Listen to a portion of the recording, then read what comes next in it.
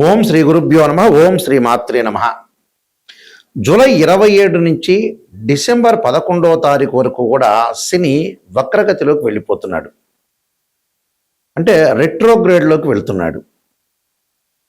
శని July 27 ఉదయం పూట 7:50 నుండి ప్రారంభమై వక్రగతి డిసెంబర్ 11వ తారీఖు రాత్రి 12:02 వరకు, అంటే రమారమి 138 రోజుల పాటు శని అదే మీనరాశిలో ఉత్తరాభాద్ర రేవతి నక్షత్రంలో వక్రగతి పొందటం వల్ల మేషాది ద్వాదశ రాశుల వాళ్ళకి ఎలాంటి ఫలితాలు జరగబోతున్నాయి.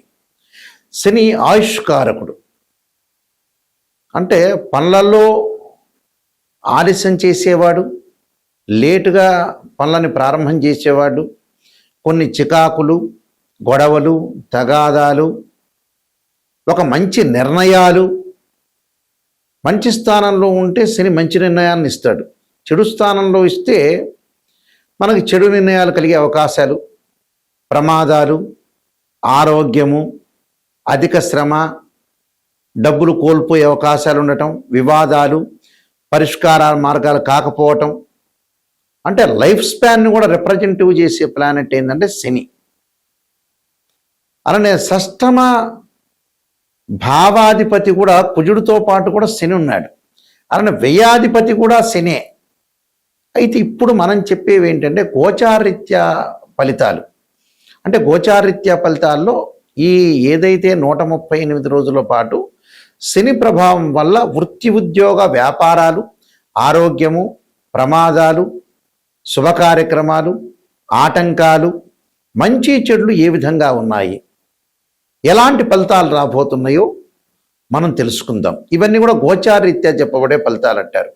గోచారరీత్యా చెప్పబడే ఫలితాల్లో ఒక జాతకుడికి వాళ్ళ రాశి దగ్గర నుంచి 3వ స్థానంలో శని ఉంటే మంచివాడు, 6వ స్థానంలో ఉంటే శని ఉంటే మంచివాడు, 11వ స్థానంలో శని మంచివాడు అవుతాడు. మరి వివిధ ద్వాదశ రాశుల వాళ్ళకి ఎలాంటి ఫలితాలు జరగబోతున్నాయి? ఎల్లాటి శని, అర్ధాష్టమ శని, అలానే అష్టమ శని, కంటక లేదా పొంగు శని, జన్మశని, ద్వితీయ స్థానంలో శని, వ్యయ స్థానంలో శని, దాన్ని ఎల్నాటి శని అంటారు. అంటే శని యొక్క ప్రభావం ఏ విధంగా ఉండబోతుంది, ఎలాంటి పరిహారాలు చేసుకోవాలి, ఎలాంటి పరిహారాలు, ఎలాంటి నిర్ణయాలు తీసుకోవడం వల్ల మనకి మంచి జరగబోతుంది అనే విషయాలన్నీ కూడా ఒకసారి మనం తెలుసుకుందాం.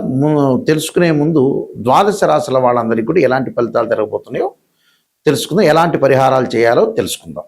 మేషరాశి వారికి శని వక్రగతిలో ఉండటం వల్ల ఎలాంటి ఫలితాలు జరగబోతున్నాయి?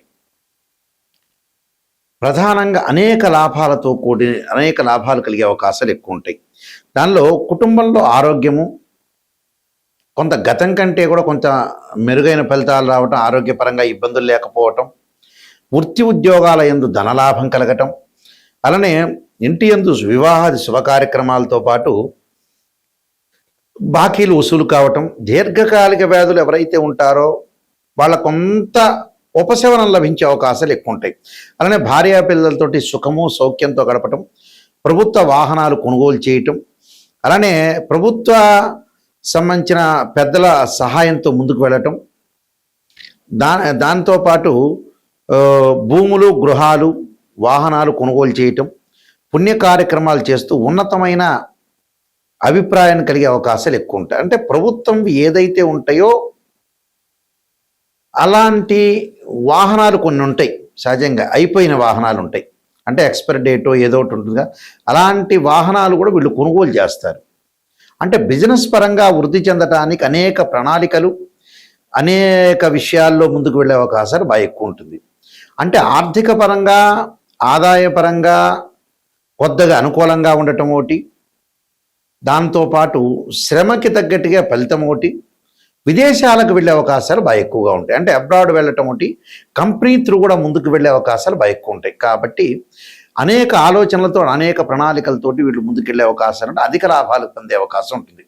ఇంకా మరింత లాభాలు పొందాలంటే వీళ్ళు ఖచ్చితంగా చేయాల్సింది ఏమిటి అనంటే దక్షిణాకాళి యొక్క స్తోత్ర పాలనం చేయండి గుళ్ళో కూర్చొని శనివారం రోజున.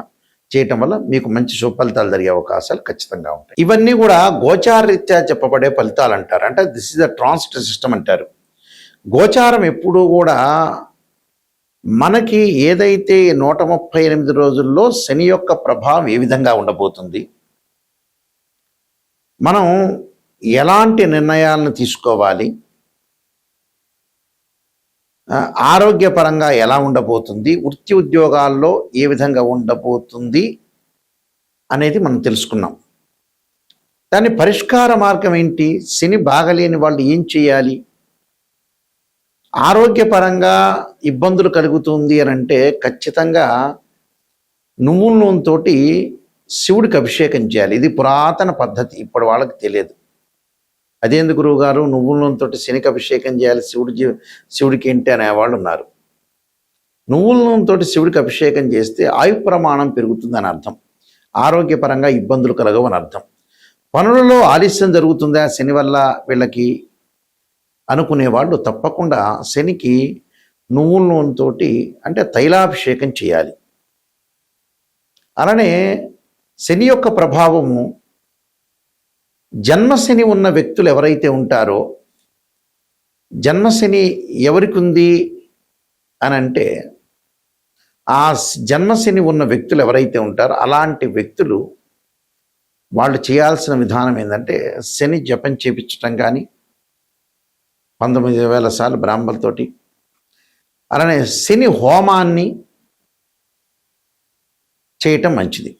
అలానే ద్వితీయ స్థానంలో శని ఉన్నారనుకోండి, ఉదాహరణకి ద్వితీయ స్థానం వాళ్ళ రాశిరీత్యా ద్వితీయ స్థానంలో శని ఉంటే తప్పకుండా శని హోమాన్ని, శనికి పంచామృతాలతోనే కాకుండా పండరసంతో చెరుకు రసంతో కూడా శనికి అభిషేకం చేయాలి. ఖర్చులు అధికమవుతున్నాయి, సంపాదన శ్రమకు తగ్గట్టు ఫలితం లేదు, మాకు శని వ్యయ స్థానంలో ఉన్నాడు, ఖర్చులు బాగా పెరిగిపోతున్నాయి అనే వ్యక్తులు తప్పకుండా వాళ్ళు శనికి అంటే ఒక నలుపు శివలింగం ఉంటుంది, బ్లాక్ స్టోన్ శివలింగం, దానికి అభిషేకం చేయాలి. రుద్రాభిషేకం చేయటం వల్ల వాళ్ళు ఏదైతే అనుకుంటున్నారో ఆ పనులన్నీ కూడా జరుగుతాయి, ధనపరంగా ఇబ్బందులు కలగకుండా కూడా ఉంటుంది. అలానే అష్టమ స్థానంలో శని ఉన్న వ్యక్తులు కూడా శివుడికి పంచామృతము, పండ్లరసము, చెరుకు రసము, అలానే నువ్వుల నూనెతో అభిషేకం చేయాలి. చతుర్థ స్థానంలో అంటే అర్ధాష్టమ శని ఉన్న వ్యక్తులు తప్పకుండా వాళ్ళు శనికి సంబంధించిన అభిషేకాలు, శనికి సంబంధించిన కవచము, శని స్తోత్ర పారాయణాలు, శని జపము ఇలాంటివి చేసుకోవడం చాలా మంచిది. అలానే కంటక లేదా పొంగు శని అంటారు, వృత్తిపరంగా ఇబ్బందులు కలుగుతుంటాయి వాళ్ళకి. అలాంటి వ్యక్తులు తప్పకుండా నువ్వులు దానము, నల్ల వస్త్రము, అలానే శనితో ఏదైతే శనికి ప్రీతికరమైన నల్ల నువ్వులు బెల్లంతో చక్కగా పదార్థాలు ఉండల్లాంటివి తయారు చేసి మనం ఇంట్లోనే తయారు చేసి ఏదైనా దేవాలయంలో ప్రధాన అర్చకులకు ఇస్తే భక్తులందరికీ కూడా వితరణ చేయటం వల్ల కూడా శని యొక్క దోషం పోతుంది. ఇక చాలా మంచి పరిహారం చెప్పబోతున్నా ఇక్కడ నేను, పురాతన పరిహారం, ఇది ఎవరికి కూడా తెలియని పరిహారం, చాలా పాత రోజుల్లో బ్రాహ్మణులకు మాత్రమే ఆ పరిహారం, పెద్ద మనుషులకు మాత్రం తెలుసు. అలాంటి పరిహారం ఏంటంటే శని యొక్క దోషం ఉన్న వాళ్ళకి అద్భుతమైన పరిహారం ఇది. ఏమిటి అని అంటే శనివారం రోజున చక్కగా మనం ఆంజనేయ స్వామి దేవాలయం కానీ శివాలయంలో కానీ ఏదన్నా ఒకదాన్ని మీ దగ్గరలో ఉన్నదాన్ని ఎంచుకొని, మన ఇంటిలో బియ్యం ఉంటాయి, ఆ బియ్యాన్ని దంచుతే ఏమంటారంటే నూకలైనవి అంటారు.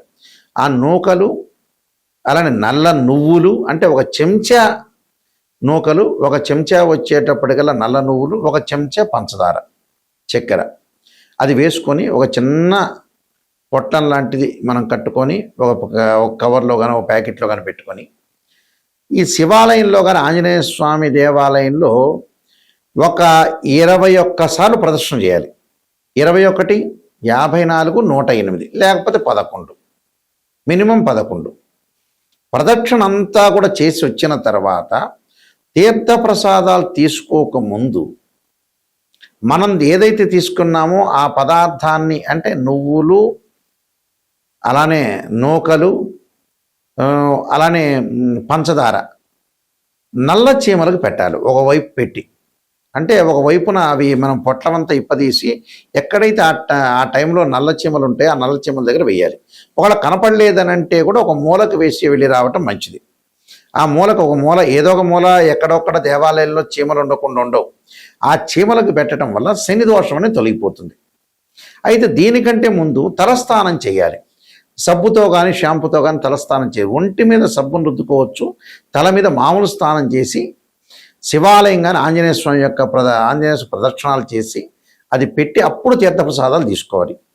ఆ రోజున మీరు ఓం నమః శివాయ పంచాక్షరి చేయాలి. ఆ రోజున ఉపవాసం ఉండి చక్కగా అల్పాహారాన్ని భుజించి ఉదయం సాయంత్రం ఉప్మా లాంటివి అలానే అల్పాహారాన్ని భుజించి ఓం నమః శివాయ పంచాక్షరి చేసుకోవటం వల్ల శని యొక్క దోషం పటాపంచలు అవుతుంది. అలానే ఇక్కడ మా వెబ్సైట్ www.nayakanti.com nayakanti.in అని కూడా చూడొచ్చు. నేను కాలసర్పయోగము, కాలసర్పయోగ చంద్రిక, రాహుకేతులు, ఛాయాగ్రహాలు, పుత్రగణపతి వ్రతము, స్వప్న శాస్త్రము, అలానే బృహత్ పరిహార సింధురు, నవగ్రహ దోషాలకి ద్వాదశ మహావిద్యల యొక్క స్తోత్ర పరణాలు, అలానే వివాహ మార్తాండము, జాతక Chandrika, prediction of astrology, transit of results, ఇలాంటి సర్వదేవతా గోత్రపులు పార్ట్ 1 పార్ట్ 2 ఇలాంటి పుస్తకాలన్నీ రాశాము. మేము వంశపారంపర్యంగా చెప్తూ ఉంటాం. మా నాన్నగారు కూడా ప్రధాన పురోహితులుగా పనిచేశారు శ్రీశైలంలో. అలానే వారు కూడా ఇంటర్నేషనల్ ఆస్ట్రాలజీ మెంబర్స్ వాళ్ళు కూడా. అయితే ఈ వంశపారంపర్యంగా మేము చెబుతున్నాము. ఎందుకంటే ఎప్పుడైనా మీకు ఒక సలహా ఏమిటి అంటే, ఒక జాతకాన్ని ఆస్ట్రాలజీని అప్రోచ్ అయినప్పుడు నిజం తెలుసుకోండి. మమ్మల్నే కాదు ఎవరిని ఆస్ట్రాలజీని అప్రోచ్ అయినా నెగిటివ్ ఫస్ట్ తెలుసుకోండి. నెగిటివ్ని పాజిటివ్ చేసుకోవటం ఎలా, అదే పాయింట్. అసలు ప్రపంచాన్ని నడిపించే పాయింట్ అదే. భగవంతుడి కంటే ముఖ్యమైన పాయింట్ అదే. మనలో లోపాలని మనం సవరణ చేసుకొని ముందుకెళ్తేనే నెంబర్ 1 సూపర్ స్టార్లు అయ్యేది. స్త్రీయ లోపం మెరుగుట పెద్ద విద్య, లోపం మెరిగిన వాడే పూర్ణవుతాట. నెగిటివ్ని మనం పాజిటివ్ చేసుకుని ఓవర్కమ్ చేస్తే మన జీవితం బాగుపడినట్టే. ఆ విషయాలన్నీ కూడా మీరు గుర్తుపెట్టుకోండి. ఈ పుస్తకాలన్నీ కూడా రాజమండ్రిలో కోటగుమ్మంలో మోహన్ పబ్లికేషన్ వారి దగ్గర దొరుకుతాయి. ఈ పుస్తకాలు నా దగ్గర కూడా లభ్యమవుతాయి. ఆ స్క్రీన్ మీద స్క్రోలింగ్ అవుతున్న నెంబర్ ఉంటుంది, నా నెంబర్కి కాల్ చేయొచ్చు. నిజాన్ని తెలుసుకునే వాళ్ళు మాత్రమే నాకు ఫోన్ చేయండి. మీ అందరికీ కూడా శ్రీ పరమేశ్వరు యొక్క కరుణాకటాక్షం ఉండాలని ఆశిస్తూ సర్వే జనా సుఖినో భవంతు.